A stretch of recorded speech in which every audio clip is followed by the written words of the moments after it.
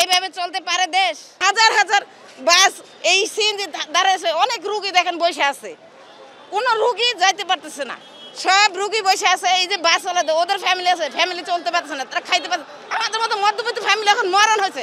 সরকারে বলেন বিষ দেখ সব মাইরা ফেলাক। আন্দোলনের ফলে ৮ কিলোমিটার হেঁটে আসার পর একজন অসুস্থ নারীর প্রতিবাদের ভাষা যে কারোরই হৃদয়ে নাড়া দিবে। তবে তাতেও বিন্দুমাত্র টনক নড়েনি বিশ্ববিদ্যালয় করার দাবিতে রাস্তা অবরোধ করা তিতুমির কলেজের শিক্ষার্থীদের। এখন ২-১টি মারা পেত, জমা ওঠে ২-৪০০ বেতন হতো, আর এখন একবেলা গাড়ি আর ড্রাইভার চালাইবো, এখন দিয়ে দিতে হবে। কিন্তু এইভাবে রাস্তা বন্ধ করে দিয়ে আন্দোলন করা বা এতক্ষণ বন্ধ করে দিয়ে আন্দোলন করা ঠিক না। বলতেছি আমাদের গাড়িতে মাল আছে ৩০-৪০ হাজার টাকার কাঁচা মাল।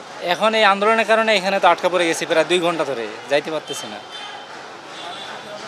এখন এগুলো কাঁচা মাল তো নষ্ট হয়ে যেতে পারে যদি আজকে ডেলিভারি দিতে না পারি। সকাল থেকে বিশ্ববিদ্যালয় করার এক দফা দাবিতে প্রথমে মিছিল, পরে মহাখালী রেলগেট সহ আশেপাশের সড়কে অবস্থান নেয় তারা। এতে রাজধানীর সঙ্গে সারা দেশের শুধু রেল যোগাযোগ বন্ধ নয়, সড়ক পথেও বন্ধ হয়ে যায় যান চলাচল। এ সময় বিক্ষোভকারীদের রোষানলে পড়ে চলন্ত একটি ট্রেনও, আহত হয় বেশ কয়েকজন।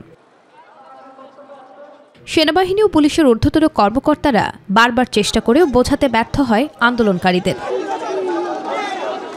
শিক্ষার্থীদের দাবি, পরিকল্পিত ষড়যন্ত্রে দীর্ঘদিন ধরে বিশ্ববিদ্যালয় থেকে বঞ্চিত করে রাখা হয়েছে তাদের। দ্রুত সময়ের মধ্যে বিশ্ববিদ্যালয় কমিশন গঠনের দাবি তাদের। ঢাকা বিশ্ববিদ্যালয় থেকে আমাদের অধিভুক্ত বাতিল করে আমাদেরকে একটি পূর্ণ বিশ্ববিদ্যালয় দেওয়ার দাবি আদায়ের জন্য আমরা আজকে রাজপথে এসে নেমেছি। যদি মেনে না হয় আমাদের দাবিগুলো, তাহলে আমরা আজকে আন্দোলন ছেড়ে দেবো, আর যদি না মানা হয় আমরা আগামীতেও কর্মদিবস চালিয়ে যাবো ইনশাআল্লাহ।